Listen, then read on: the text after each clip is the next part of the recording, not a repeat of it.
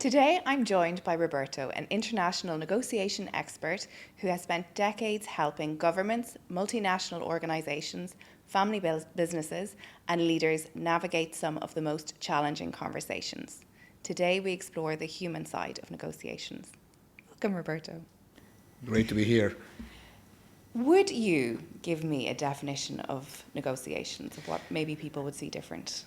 Negotiations. I think there's a big misconception about negotiations. People tend to think that negotiations is all about making deals or transactions, buying, selling, that kind of stuff. At the end of the day, negotiation is human interaction. That's all there is. You're trying to do something, and it's a conversation with a purpose, so to speak.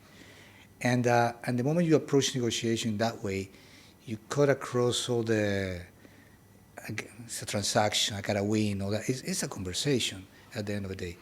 It's about humans, you're talking to people, it needs to be voluntary, you're trying to reach agreements that they need to be voluntary. So at the end of the day, if the person doesn't want to do it, they don't have to do it. Yeah. Otherwise, it's no longer a negotiation, it's called litigation, you need lawyers for that. So it's changing that idea that negotiation is all about, you gotta win. It's about persuasion. It's about transactions. About winning. The moment you go into that mindset and that framing, the way you act is different, and the way you approach the negotiation is different, and the environment that you create is different. So it's just a different way to see it, and I think it's more productive and more efficient. Yes, you know, when you're talking there, I'm thinking of relationships. Any relationship you go into, it is always negotiation. Huge one.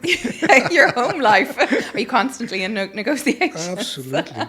But it's neither both are right or wrong. It's just trying to meet somewhere in the middle. And not having that ego to. And it's not a debate. Yeah. It's a dialogue. Yeah. And that frames the difference. A debate is you win the debate. Mm. But the thing is, when you negotiate, it's not about convincing you're not in court. You're convincing the judge and the jury. And if they're okay, you don't need to convince the person you're negotiating with, you need to convince the judge and the jury. In a negotiation, there is no judge and there is no jury. The person that you're talking to needs to agree. Yeah. And it needs to make sense to the other person. If it doesn't make sense, the person's going to say no.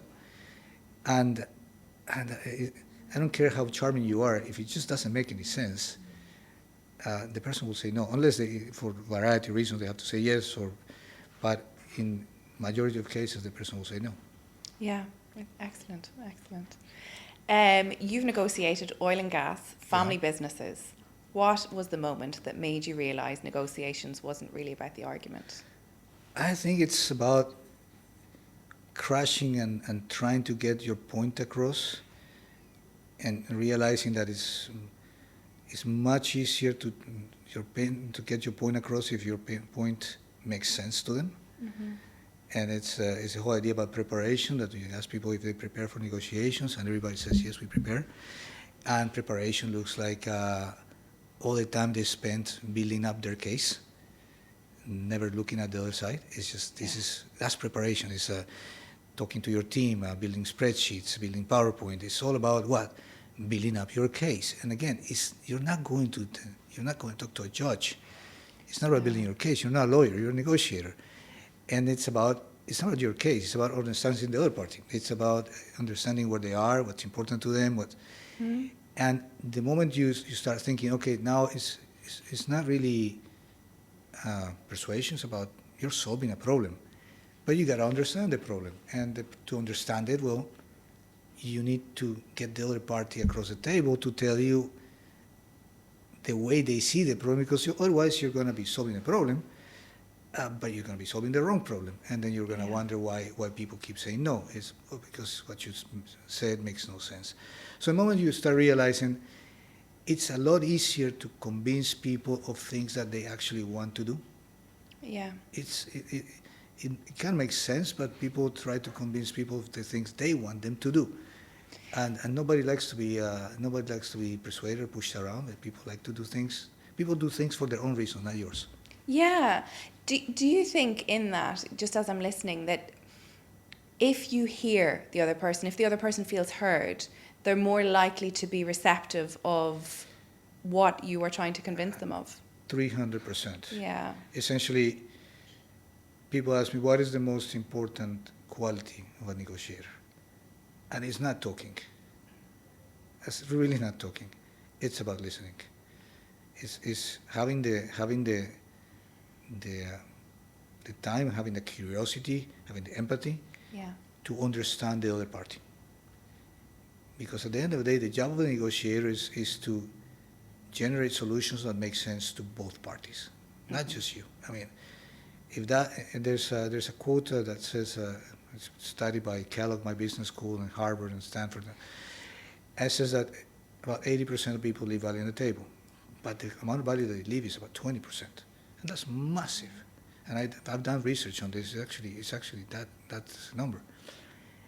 And the reason is that because when you're trying to convince people, to persuade people, well, the other people are not going to give you any information. So you're never going to really understand the problem. So you're going to continue solving the problem, but you're going to continue solving the wrong problem. Yeah. And there's all these things around you that you will never realize they're there because you needed information for that. And people are not going to tell you a thing if they're either afraid of you or they don't trust you or they think that they need to be going like this again. So it's not going to happen. So I imagine creating psychological safety in them environments is hard. But it's to critical. Listen, to understand. I mean, the best negotiators in the world are the most personal people you ever meet. The people that, go into these massive negotiations. I mean, it's not what you see in TV. It's not what you see in the news. That's not what it is. The people that do these negotiations are super personal. They're super approachable. They're super assertive, of course. They get what they want. But the last thing they want is to scare you. Yeah. They want you to trust them. They want to connect with you so that you tell them things because you need information. That's at the end of the day what you need. You got a problem. You got to solve it. Step number 1, got to understand the problem. And for that, not your interpretation of the problem. And I talked a lot with CEOs, and this is one part of my job that I don't necessarily like, but it's when you're having a conversation with CEOs, and CEOs are very smart and huge egos, I say, listen, I know the problem. And you have to say, listen, well, you're paying me to advise you. Mm-hmm. And if you think you know the problem, I'm sorry, but I think you're delusional. And if I say this when other people around, everybody looks at me like, how can you say that to the CEO? It's like, sorry, but if you think you know the problem, I'm sorry, you don't. Because you know the problem, you see it, but there's always 2 stories. Yeah. It's your story, and in your story, yes, you understand the problem perfectly. And the solution that you will build is going to make a lot of sense to your story.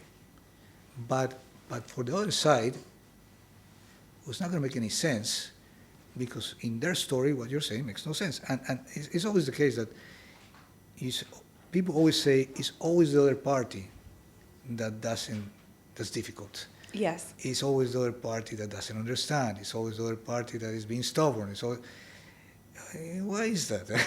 Yeah. You wonder why is it? Because in your story, what you makes total sense. You have a beautiful solution. Yeah. But in their story, what you're saying makes no sense at all. And in their story, what they're saying makes total sense. And actually, they're also wondering, what's wrong with you? Yes. Why are you not getting it? You are the problem in their side because both of you are trying to convince the other of the problem the way they see it. It's like, that thing of the elephant that they put blind people to touch an elephant, and one says a snake, or one thinks if they're touching they think it's a tree. If they're talking at the nose, they think they're all seeing different realities. So the job of the negotiator is to understand both realities and to build solutions that make sense to them both. As simple as that. Not always easy, but that's what it is. That's what you should strive to do. Yes. I imagine you're great to be married to because your wife will be heard all the time. Well, married to a psychologist. So what a great dynamic. So, yeah, I have no idea what these conversations are. No, I joke and said, so do you win every negotiation? No, of course not. I like you win. That's a negotiation. You win the battle and you lose the war. Yes, Yeah, it's the long game. It's a long. I'm a strategic negotiator. Right? Yeah. I'm not about you win that battle, you're very happy, and then you realize, oh, this was a bad idea. Learning how to read people. So no. You gotta be strategic. So in high stakes negotiations, is there any that have fallen apart? And if so, what was happening in the room at the time? Many things, unfortunately, makes negotiations fall apart. But one of the things that makes it is essentially not understanding the way the other person operates. Mm-hmm. And when I advise, I should build a team, and in the team we say, okay, I'm not always the person that talks. I actually don't like to be the one talking. I like to be the one in the background seeing the interaction, so I can see more things. So you train someone to be the lead negotiator, the one that does the talking, and that might be in some cases it's the CEO, in some cases somebody else. And then you prep for weeks and build strategy and all these things. And then you go into the room, and within 3 seconds, your side of the equation said something that really set off the other person. You see the strategy flying off the window. It's like, duh. And you're thinking, oh, damage control. And this one, you're going like this, and we have signs that you touch your nose, or you say, stop. And as you say, oh, guys, let's grab some coffee and let's de-escalate, because things can, especially when you have tension, things can escalate quickly, and it's just as simple as saying the wrong thing or just not understanding how the other person operates. Yeah, I imagine like what's happening there, like the nervous systems are activated and people are in that survival mode, and the egos really pop out then. So you really have to step away and take a breather. And that's the other thing. In negotiations, you take lots of breaks. Yeah. Because if things heat up,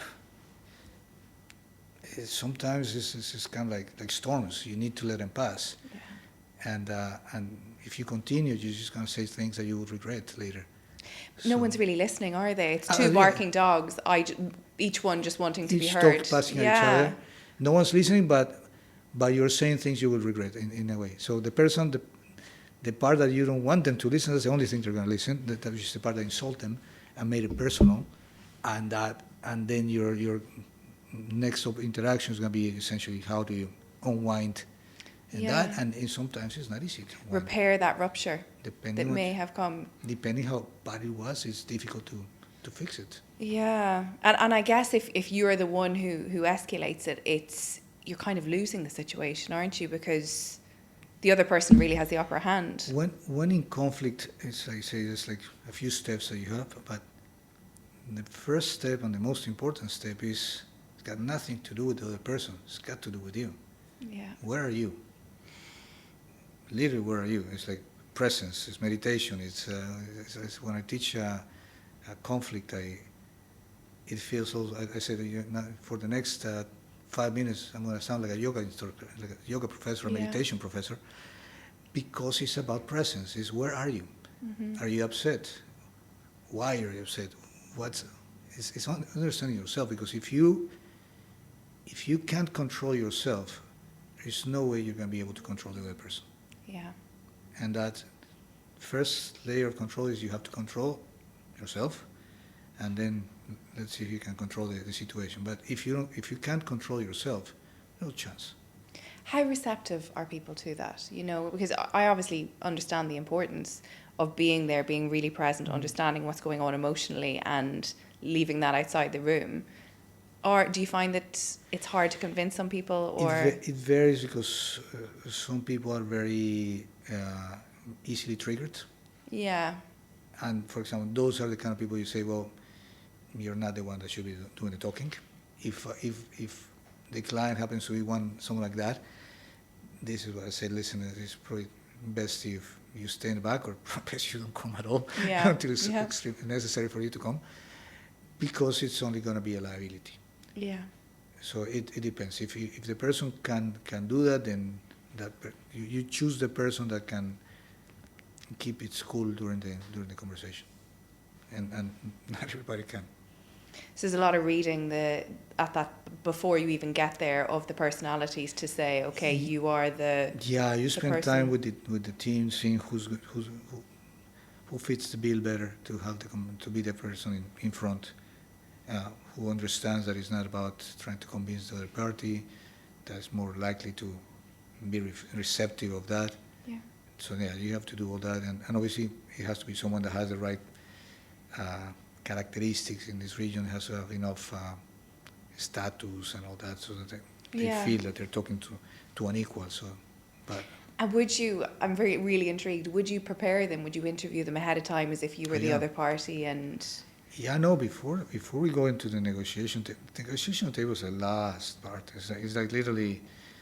It's the thing. People go into negotiations. First thing they think of is the negotiation table. No, the negotiation table is literally the last step. Yeah. Most of the work is done outside. It's done with the team, preparing the team, and preparing the. It's done with one-on-one side conversations, building coalitions, things like that. Most of the negotiation happens outside of the table. The table is just. By the time you get to the table, ideally, most of the conversation is done. It's just to finalize things, and it's almost like a choreographed interaction. Yes. Ideally, not always, but ideally. It's Wow. I would love to be a fly on the wall in one of them. It doesn't always work, but yeah. So much of negotiations is reading people. We often are told that fidgeting or moving a lot can signal someone is lying. But as we've previously discussed off camera, this can be someone actually regulating their nervous system. How do you read nonverbal cues, and how do you account for people who may be wired a bit different? It's a combination, and the thing is, people taking a particular cue and making things out of it is completely wrong. And people say, if a person's not looking at your eyes, that means they might be lying to you. But guess what? It's cultural. There are some cultures that will not look into the eyes because it might be really disrespectful. Mm-hmm. Some people say if people are close their eyes, they're trying to hide something. You can be just chilling. I mean, it's comfortable. So individual cues you shouldn't take too much out of them. In the context, if you have that, and you have to see the full picture, and you start making ideas. But again, people are different. And part of this conversation, the most important thing to understand is everybody that you talk is a different universe. Yeah. And you can't label or stigmatize these people, but you have to understand that they are different people, and you try to see, okay, how there are stereotypes, but there are types of people, mm-hmm. and you try to identify, okay, what is this person like? And operate in the way that is more conducive for that person to listen to you. There are people that are not receptive to you being very direct. Yeah. There are people that are the opposite. They're very receptive. They want you to be direct. There's people that love ambiguity. Yeah. And there's people that hate it. I as a negotiator, I kind of like ambiguity because it gives you options. It allows you to. Some people want you to ride in this lane and the lane and put walls around it. Like, dude, it's making it super difficult to change the lane. But that's the way they operate. Some people like, again, lots of flexibility. Some people like to have things very granular. We do this and we do that and we do that. And if you say, now we need to do this, no, that was in the plan. It's like that. But most times you're thinking to yourself, dude, there's no plan, but there's no fixed plan. Yeah, you've but got to be flexible. Some people need. It makes them relax, makes them secure, gives them and if you move around like that, you can see, and that's when the social cues work. You can read. You can see their discomfort. You can see they're not comfortable. You can see they're like this. Things like that. That's when you kind of get the social cues more when you're getting wrong. Yeah, I get, because when you're talking, I'm kind of, someone's going into that nervous system activation, there's like uncertainty, and some people need certainty to feel safe. So in order for them to feel safe, if you can keep it predictable, Yeah. as best as possible, but Yeah. it's not, I imagine, in negotiations easy. The lying part is more do your due diligence and make connections. Because, yeah, lying is a bit, I mean, yeah, if people that train in the, I don't know, the CIA and things, they see it like the frequency of your pupils and things like that, and I do some of that, but you need a lot of training for that, and you still can get it right and wrong. I mean, people on those things that are lie detectors, they still cheat on these lie detectors. Yeah. So it's not, it's more a combination of everything. It's like, you know, if you're saying something that the person doesn't like it, you know it. Yeah. You know, because you know how people react. You see people doing this, or you see they're not looking. They were looking at you in the eyes before, and then you say something. And that's now is not cultural. Yeah. You said something that made a change, and that's the sort of thing that you pick. But it's not that you sit down and you say, okay, no. It's I don't do that, because I think you get it. And this is what worries me. For example, artificial intelligence. One of the first things he will do is he's going to try to going to put some goggles, and he's going to be looking at people and going to be telling you he's lying, or she's lying, and it's going to be very, and it's going to be wrong many times. So. Yeah, I suppose when you're going in, there's lots that's coming into my mind, but when it goes wrong, in where you can read that person and they're fidgeting, you can see that it's not gone their way. What goes on for you internally? Do you thrive in them settings, or is it a really challenging one internally? You have to autocorrect. I mean, if you go in this direction and you can tell this is not working out, then you adjust. It's like if what you're saying is not making sense, you have the conversation. You can be open. It's like, listen, I see that what I'm saying is not making sense, or it's making you uncomfortable, maybe or maybe not, depending on the person. But you adjust. Essentially, you don't just try to continue hammering your point because at some point you're wasting your time. Yeah. So negotiation is a dance. You're constantly trying to adapt. If a person changes the food, you have to change it with it, otherwise it's just not going to be a nice dance. It's a bit salsa. You just got to go with it. Salsa has lots of moves, so you have to coordinate the moves. If you don't, then you're not a good dancer, basically. Yeah. So, yeah. Wow. If a leader was listening today and they're walking into a conversation tomorrow that's difficult, what's one thing you would want them to do differently? I said, for starters, listen. Understand when you walk into a different vehicle environment, that person is likely has zero intention or zero desire to listen to you, because that person probably hates you or is upset at you. So the last thing you want to do is try to come and say, listen, let me tell you so. Yeah. It's not going to work. The other person is going to say, you came to fight, I can fight, So it's more, I said the best way to start a negotiation, how I start most negotiations is, what are we trying to achieve?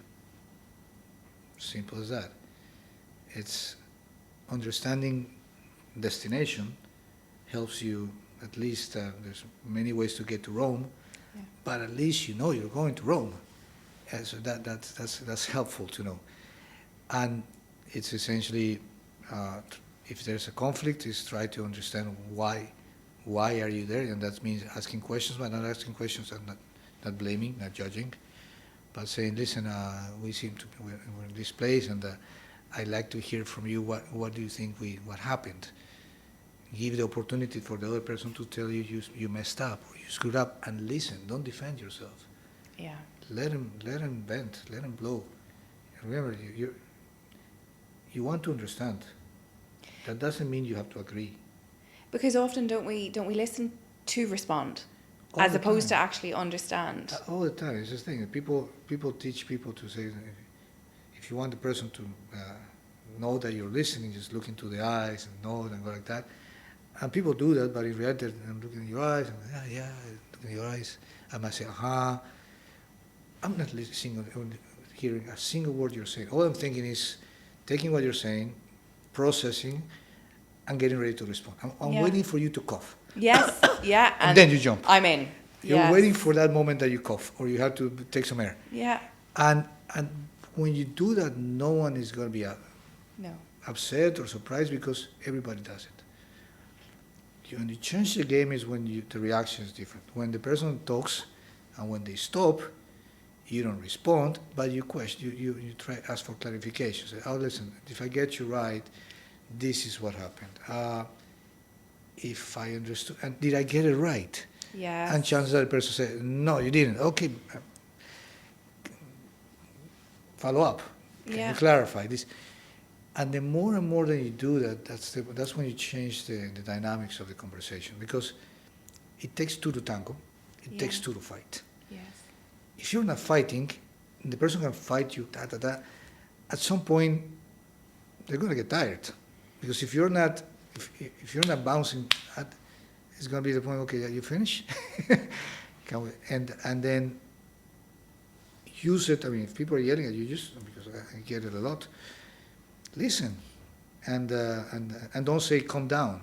Yeah. Bad idea. No. And again, everybody has a right to be upset. And if you say to someone, calm down, what you're telling them is you don't have the right to be pissed off. And you're just escalating it further.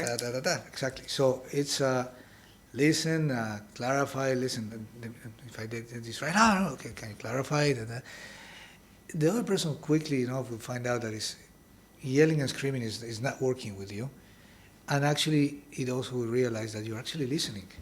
Yeah. And that's we all as humans, we need to be listened to. It's one of those things that as humans, if we have we're suckers for listening. People listen to you, and you like the people that you like in life. If you think of it as the people that actually listen to you, you like people because when people listen to you, they make you feel important. Yeah. You like people that make you feel because you like to be important. So people that listen to you, people that ask questions, people that say, you like these people. Why? Because they're listening to you. Simple as that. All it takes is, it's like I said in the workspace, I said I worked with very difficult people in my past corporate life. And it's like, no, you can't talk to this person. It's super difficult. And I said, those people are the easiest people to convert. And then, because when people are like that, nobody likes them. Everybody hates them. They have no friends. Because they are excuse my French, they're the assholes of the company. Yeah. And nobody likes them. And if you spend just a few minutes listening to them and trying to understand them, guess what? You just became their only friend. Yeah. Yeah. and they don't have many. So now you have a relationship that they will protect because you're the only one, or the very few ones, and they will take the time to work with you because guess what? You're a friend. You listen to them. You made them feel important. And the reality is, difficult people are difficult for a reason. I couldn't agree more. They might be difficult because they might be going through a horrible time in their lives. I mean, they might be going through issues with their marriage. Kid might be sick. They might be under debt. I mean, there's 1,000 things that might make people feel very frustrated and upset. They might hate their job. It's not your fault, but it's not that they're bad persons. It's not that they're bad people. It's just that they're going through a moment in their life where they're not the most fun people to be around. But the moment you see people it's all about seeing people as people, and not seeing people as the illusion of what you want them to be, but you see people who they are. Yeah. You don't get to change that, so might as well accept people as they are. And see them all as equal, when you say we're all that. different. Yeah. You look at senior leaders, I guess it's a very lonely place the higher up you go, and having someone to just converse with and allow you to be vulnerable and actually care enough to have them conversations, to hear your world. That was one of the pieces of advice when I was in Colombia, and I was promoted to a CFO I went to Oman. My boss, which was the CEO of the company in Colombia, he said to me, Roberto, one thing that you will discover is that it gets very lonely at the top. When he's the boss and you're the number one, the direct reports are your friends. Mm-hmm. They're not his friends. They're your friends.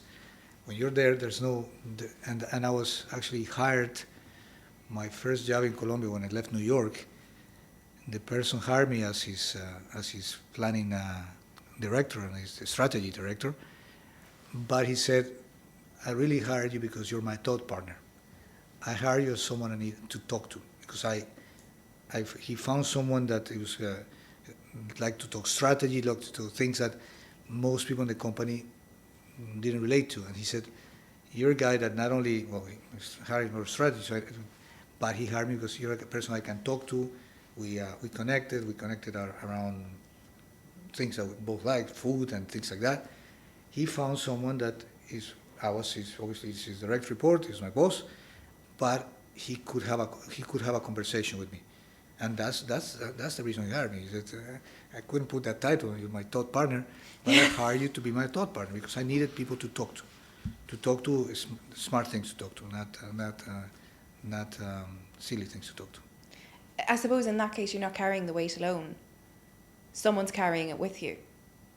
And, we look at mental health, people just want to be heard. Where there's mental health issues, if you have someone to converse with who actually listens, I would guarantee they would reduce greatly. No, it's all about, I used to live in New York, and people have this, New Yorkers in general have this idea, this image that they're, I have to repeat the same word, they're assholes because they have to have time. I remember being at a burger place, and then the person in front of me is going, no, I like, do you put the cheese and the woman in the corner looks like, said, do you want a burger or not? Like, make a decision or move. I don't have time for this. But people are like that because it's a fast-paced society. Mm-hmm. People don't have time. And because of that, nobody listens to anybody. Mm-hmm. So I used to take the metro, and I would usually talk to the person sitting next to me in the metro. And there's lots of crazy people in New York in the metro. So if you start talking to someone, they're going to think you may be crazy. They look at you, you don't look that crazy, you don't look like a... So maybe one person who stood up and said, this guy's kind of tricky, but majority of people would essentially start a conversation. And in the, 15, 20 minutes that this ride would take, you made this person's day. Yeah. Because that person got a chance for the next 15 minutes to talk to someone that they're never going to see again. So the things they told me, it's like the kind of thing you had me to sign an NDA for. Because they knew that no one was going to listen. You will never see me again. Mm-hmm. And I was willing to listen. And everybody left with a smile. And I'm sure I made their day. And you feel good because they got to talk to someone. Yeah. And I think as a person you feel good knowing that you've been able to make that difference, that however terrible they feel about the world, in a moment or a day, they feel enough. But I'll be honest, I'm not doing it I'm just doing it because I'm curious. I like to talk to people. Yeah. I'm the person that goes in the Uber or the taxi and I talk to the person. I like to talk to people. I find people interesting, regardless of the level. The taxi drivers are the most interesting people there are. Stories they tell you are incredible. So it's just seeing people as people and being interested in people. And people like to feel that they're interesting. And because they are, everybody is. So it's like when you go to these networking places, and you see people go like, take your look at your business card and not good, and walked away. And you're like, what happened? Yeah. What did I say? And networking is about talking to every single person that's interesting. When I run the alumni for Kellogg. So I do things with alumni of Kellogg and Stanford and others. And when I do these things, some people call and says, "Who's coming?" It's like interesting people, man. I'm not telling you. If you need to know who's coming, don't come. Yeah. I don't want you here. If you're coming here to pass business cards and to see who's interesting, don't bother. You want to come here to have a conversation with everybody? Please come. Yeah. But if you're coming here to pass business cards, listen. everybody in that room will be interesting. I guarantee you. Business happens when you build relationships. And you never know. I mean, you talk person that has. I mean, my very first job here in Dubai, when I quit Oman, I knew nobody in Dubai. I jumped. Thinking back, I think I was a little bit crazy to do it, because I came from Oman. I was oil and gas. I had signed an agreement with my company. I could not touch oil and gas for some years, so they paid me some money for that. And I arrived to Oman, not to Dubai, not knowing a single person, a negotiator. So who's going to give you a $50 million negotiation? Nobody knows you. And how do you do that? And it's like, hello, I'm Roberto, just arrived. Give me your negotiations. I'm living here. Come to my door. Yeah. So, very first project that I got queuing at this buffet. Person in front of me started talking about you. He said, my boss might like to talk to you. And then I talked to him. I didn't know there was people like you. Negotiators is not very common job description. And that's how I got my first job. The guy in front of me, we were just passing give me the spoon to serve the meat. What do you do? I said, I didn't, it was not what do you do. Are you going to give me a job? Are you interesting enough for this conversation? It's like, let's just talk. Yes. And then obviously we ended up sitting in the same table, because you go from there to the table. And then in that conversation, we said, listen, we're doing this and that. Yeah, super interesting. Actually, you should meet my boss. And I met the boss, and that was my very first. And it is, to these days, one of my really clients that I really we hold a good relationship, because we've done many things. Wow, it's such a beautiful relationship to build just from listening. But it was created literally queuing for buffet, and the buffet wasn't even good. But you made a lifelong friend. In that, because you are such an incredible listener, do you feel that you're listened to? Are you heard? Do you have that space for you? What do you mean? Do I listen to myself? Well, that and maybe others. Do you feel that you have the space to talk about you? Or are you more the person who listens to others? No, both. Well, I'm lucky enough I'm married to a psychologist, so I have one that can't run away from me. Yes. So, no, I have friends, and good friendships is you get to say the good things and the bad things. And good friends, you open up at what's going on, what stresses you, what worries you, and all those kind of things. So, yeah. When you say stress there, I suppose I'll go back to where you said yoga and meditation. Is that something you practice every day, or what does your day look like? Every day. First thing I do every day is I do 30 minutes of meditation. Why? Because I need to stay centered. I mean, sometimes I run into situations that are, not fun to be in, where the other person is yelling and screaming. Mm. And I said, you have to be on control. If you're not, you should really stop and control yourself and then go back to the room. But meditation helps you be more present. And you're sometimes in middle negotiation, you're doing breathing exercises to control your emotions. Sometimes you have to literally stop and go to the bathroom and breathe in the bathroom so that you can bring yourself down. But yeah, it helps me stay centered. And in negotiation, it's the moment you get upset, you're not that smart anymore. Yeah. Simple. I mean, your brain has three parts. Yeah. Your frontal brain thinks. When you're upset, this guy is not working. You're working with the guy that is inside the little one in the monkey brain, and that guy thinks you're in a cave, and he thinks there's a tiger outside trying to kill you, and that's the guy. That's why you breathe in, breathe out, and do all these things. If you let that guy do the thinking, it's not going to go well. Yeah. Because that guy is not that smart. So yeah, if you're upset, you have to make sure you calm down. And like when you look at co-regulation, I guess you regulate the room by being that grounded, centered person. You regulate the room and you pick environments that are conducive to that. Yeah. I mean, I always am very careful and meticulous on which spaces I pick for negotiation. Where do we? Because it's not my office, your office. Well, because you have like different. Not your territory; it's neutral territorial. ground. Some people need quiet spaces. Some people need. They need to be comfortable. So I pick. I'm very careful about where I negotiate. It's like as much as we pick a room in a place, we rent a room at a place, and depending on the type of negotiation, they will be like the kind of environment. I don't do it because I don't know enough about it, but there's even smell is huge. Yeah. I don't know enough about it, but I know it happens. I mean, lots of people work with that, and different smells come you down. You go to Dubai Mall, there's a smell. You go to a casino, there's a smell. You go to the smell puts you in a certain mood as well. Here it's very difficult because picking the place with the right smell is not easy.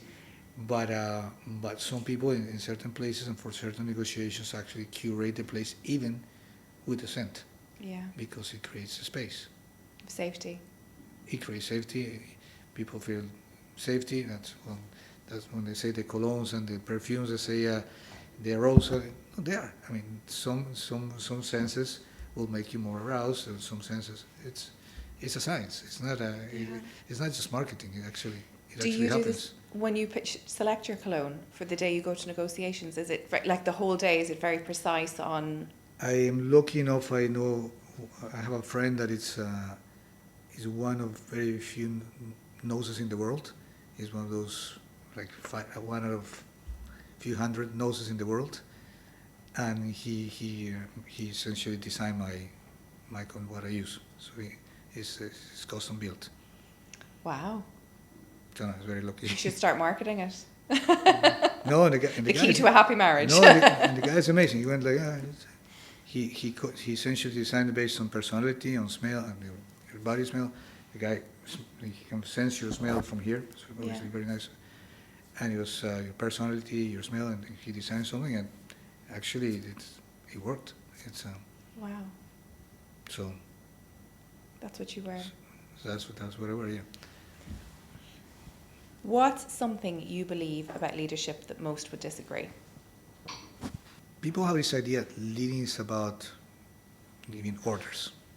You're the boss. And I'm a big fan of this guy, Simon Sinek. Yeah. Has this expression, I think, he says, leadership is not about being in charge, but it's about looking after those in charge. I'm paraphrasing. Looking after those that are in charge. And leadership is not about giving orders. I think the best leaders are the ones that actually have no authority, and they get to move. Influence, it's how do you make people do things when you have no authority. If you're the boss, well, people do things because you have to. That doesn't make you a great leader. That just makes you a bad boss. Yeah. People need to do things because they want to, because they believe in, and that most leaders have this idea that leadership is, I got the job now I'm the big boss or the big, and now people need to do what I'm telling them to do, and that's a terrible misconception. I mean, that's the definition of bad boss for me, at least. I cannot work with this kind of people. If you were 25 and you were going into your first negotiations, what would you do differently knowing what you know now? The same thing that I would tell the CEO is like, shut up and listen. It's like, try to understand the problem. You don't know it. Whatever you think you know, you got half of it. Try to understand it. How do you teach them that? Because often, when you work with people, sometimes they think they're listening, and to really get them to see it. It's trial and error in a way. When I teach, and when we do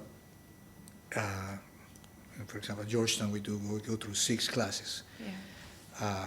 Most programs you go at least 4. You meet at least 4 times, 4, 6, sometimes 8. And the first day you tell people this is what you should do. Obviously, people don't do it. So you have a second, and then you debrief, and people are like, oh shit, I messed up. And they say, yeah, you messed up because you didn't listen. And then the next day, another shot. There's another negotiation. Some people would say, oh, didn't work last time, let's try this time. Those that do that are more successful. Those that maintain the same thing they did the day before fail again. And obviously, each negotiation is more difficult. So this one, you finish up, you debrief, you say, oh, shit. Third approach, third time. So you give them, you have to demonstrate to people that it's just easier to negotiate and more productive to negotiate if you just try to understand people's interests, try to understand people's priorities, don't lie, because it catches up with you. Be kind of honest as a person, like the whole influence. I teach influence, for example. I do the whole full module around how to use influence in negotiations. But the first thing that I said to people is like, listen, these things that I'm teaching you are powerful. They work, but they work if you're honest about it, because otherwise they will work one time, and people will catch up very easy. If you use them to trick people, it works the first time, but then the next time they'll see through you, and now negotiation is about reputation, it's about trust. You lose those two, it makes it very difficult to negotiate. So it's like, do these things, but because that's how you are. It's like things are simple as say thank you. Say thank you because you want to, because you should say thank you, not because you want to. If you say some way, I like your shoes, it's because you actually like the shoes. If your shoes are ugly, find something else to say. Don't say I like your shoes to make the person feel good, because the person might know that. You can read. The shoes are ugly. Yeah, like, you can read the. Everyone will be looking at shoes. It's like really. They know you're full of it. But so they'll see you're disingenuous. Yeah, and you can't trust then. Or telling someone, trying to praise someone because you want to make them feel good, but just doing it because you want to get them to like you. And the first time they would like you, but if you're, people are not stupid. People read to you. So influence is very important when you use it. When you legitimately, when you use it just to persuade people and influence people, it works a few times, but it's 2 steps forward, multiple steps back. Yeah. So being genuine. Yeah, I mean, lying is. I mean, I'm not saying go naked to the park, but don't. I mean, lying is saying when this is red, this is blue. It's red. Yeah. I mean, there's a lot of gray in it's how you frame things. Framing things in a way is not lying; it's just framing. But straight up lying catches up to you. Because I'm not sure how good your memory is, but if you lie here, it's going to be difficult to keep track of all the lies. And when people catch you up in the lie, that part they remember. But you told me this, so I can't trust you anymore. You start reading patterns. And you start building reputation, being someone that lies. Yeah. You want to have a reputation as a negotiator that I like negotiating with this person. This person listens. This person tries to solve the problem for both of us. This person is not trying to take advantage all the time. It's legit. This person is trying to get us to walk out of here and not with this pizza, but a bigger pizza. Then we split that pizza. The moment you're like that, as a person, people want to negotiate with you. As a company, if you build that kind of a culture within a company, then guess what? You are the kind of company people want to work with, and it's almost like a competitive advantage. Yeah. If you're the kind of company that negotiates in a particular way, everybody has this culture, they negotiate this way, you can negotiate with this, or with this. You get to pick. I like these guys. I'm not having to cover everything before I negotiate because I can have a conversation. It's like I had this, we're doing this thing with a procurement team, and I said, why don't we involve in the conversation all of your top vendors. So you're crazy? You want me to train my enemy how to negotiate? So yeah, because they're not your enemy, they're your strategic partners. It's easier to, I like to negotiate with good negotiators. Good negotiators are fun to negotiate with because good negotiators exchange information, good negotiators ask questions, good negotiators are curious. I hate negotiators, bad negotiators, they're trying to screw you all the time, don't tell you things, tell you lies. I don't want to negotiate. I have to, but I'd rather negotiate with good ones. So when we essentially we did it together, they listened, we did it together, and it was magic because then, for one thing, other vendors are saying, wow, these people actually paid for me to become a better negotiator. I'm going to negotiate with them, not against them. So it changes the entire dynamic of the negotiation. Also, now this procurement company gets to ask them questions. Why this, why that? Can you give me information? And they're not thinking, you're asking information because you want to take advantage. They're understanding you're asking information because you're trying to understand the problem. So you get information. So it was beautiful how it worked at the end, and the credibility they won from all of their vendors. Like, these people actually invited us, they paid for us to teach us, tell us how to negotiate with them. Who does that? Wow. And it's changing that mindset. You're not negotiating against, you're negotiating with. Yeah, it breaks down all the barriers, doesn't it? You break that, and obviously you add more value. You have this, and then the other party says, no, but if we do it this way, then I can do this. It's like, okay, you didn't know that existed. And that opens value that it was not in the table. Then you say, how about we do this? The other guy, oh, I didn't know that. But you're not afraid of saying it because you're exchanging information. And you ended up, and you started with a pizza this big, the pizza grew, and then you split the pizza, and then everybody's happy and everybody's ate more pizza. That's what negotiations should be like. So. Brilliant. I honestly hope people listen in and take that from it. We need better negotiators. We do. Do you train people up? These days, I know you obviously you teach, but do you have your own little apprentices? Yeah, no, I teach a lot. I like to teach, and my business is 50% my business is advising, and 50% of my business is doing corporate training. Teaching companies, teaching governments on how to negotiate better, how to communicate better, how to deal with conflict better. And so I do a lot of corporate training as well, aside from my university teaching and all that. I call it different. I call it universities teaching, companies and governments is more training. We'll make sure to put your website and LinkedIn at the bottom so people can find you, I'm sure. I'm sure there will be plenty after this. Yeah, no, I'd love to. Thank you so much for today. Honestly, I enjoyed the conversation thoroughly. Same here. We'll have to have it again. Anytime. We've been planning for this for some time, and I know. I'm glad that we managed to do it. Thank you so much. My pleasure.